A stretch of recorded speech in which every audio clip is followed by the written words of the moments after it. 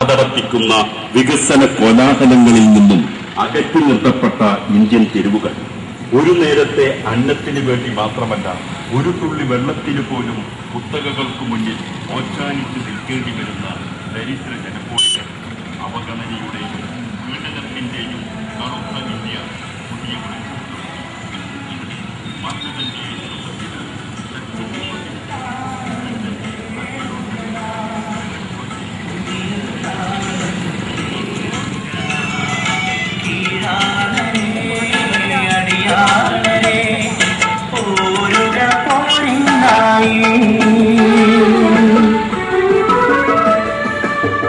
കുറ്റം ചുമത്തിയ ഇബ്രാഹിം കമ്മീഷൻ റിപ്പോർട്ടിൽ നടപടിയെടുക്കണമെന്ന് ആവശ്യപ്പെട്ട് സോഷ്യൽ ഡെമോക്രാറ്റിക് പാർട്ടി ഓഫ് ഇന്ത്യയുടെ ചെയറാണ് MK മനോജ് കുമാർ.